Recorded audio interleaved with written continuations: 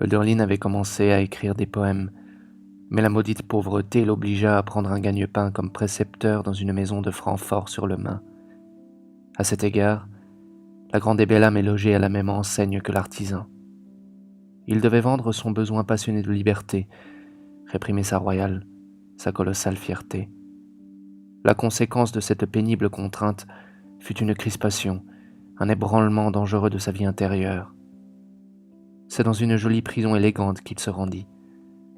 Né pour planer dans des rêves et des chimères et pour se blottir sur le sein de la nature, pour passer ses jours et ses nuits à écrire, bonheur ineffable, sous les épais feuillages d'arbres candides, pour converser avec les prairies et les fleurs, pour contempler le ciel et la course divinement impassible des nuages, il entra dans l'étroitesse proprette, bourgeoise, d'une maison privée, et endossa l'obligation, terrible pour ses forces bouillonnantes, de se conduire honnêtement, raisonnablement et comme il faut.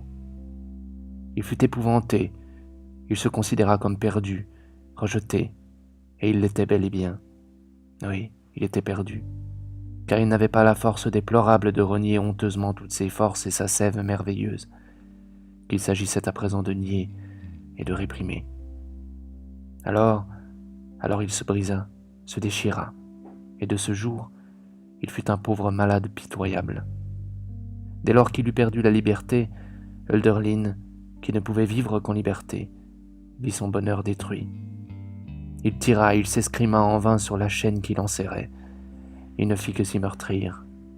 La chaîne était impossible à rompre.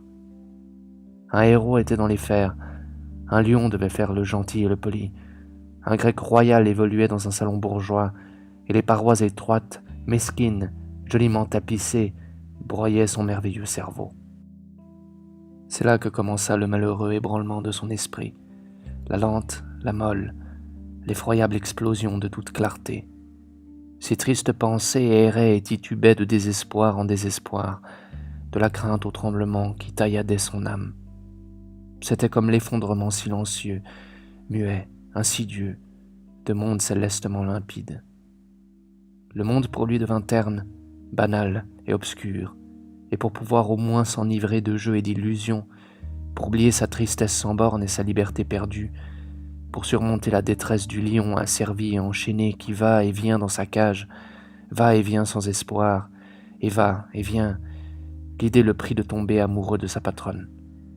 Cela le distrayait, l'arrangeait, faisait du bien, l'espace de quelques minutes, à ce cœur anéanti, étranglé, étouffé.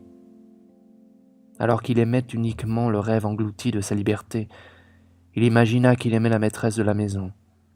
Autour de sa conscience, c'était le vide, comme dans le désert. Lorsqu'il souriait, il lui semblait que pour amener ce sourire sur ses lèvres, il lui avait fallu au préalable péniblement l'extraire du plus profond d'une caverne rocheuse. Il avait une nostalgie maladive de l'enfance, et pour venir une seconde fois au monde et redevenir un jeune garçon, il aurait voulu mourir. « Du temps où j'étais un garçon », écrivit-il. On connaît cette merveilleuse chanson. Alors qu'en lui l'homme désespérait, que son être saignait de 1000 blessures douloureuses, son art s'élevait comme un danseur richement paré, très haut, et là où Hölderlin sentait qu'il sombrait, sa musique et ses vers en chantaient. Il chantait la destruction et l'anéantissement de sa vie sur l'instrument de la langue qu'il parlait, dans de merveilleuses mélodies dorées. Il demandait justice pour son droit et son bonheur en miettes, comme seuls demandent les rois, avec une fierté, une hauteur sans égale dans toute la littérature.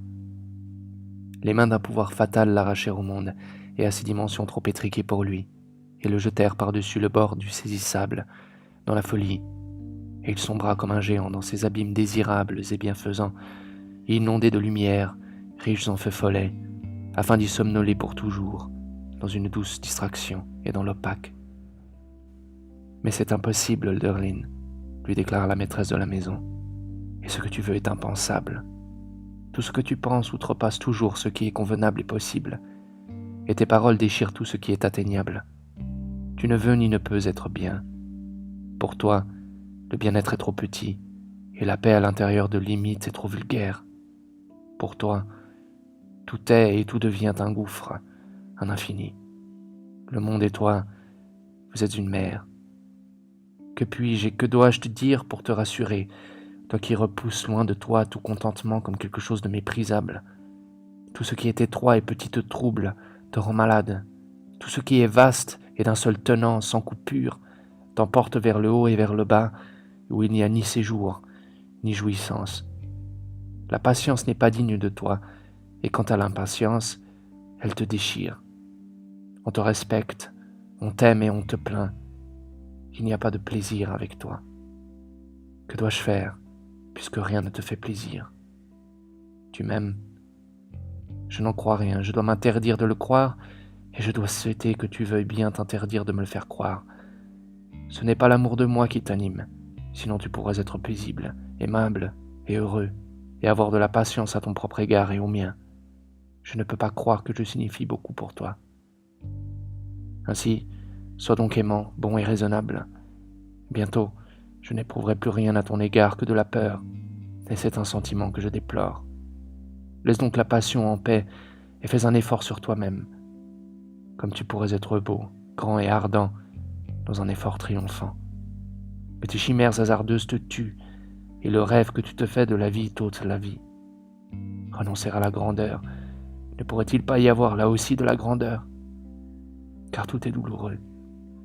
C'est ainsi qu'elle lui parlait. Par la suite, Hölderlin quitta cette maison, erra encore quelque temps dans le monde, puis sombra dans une folie incurable.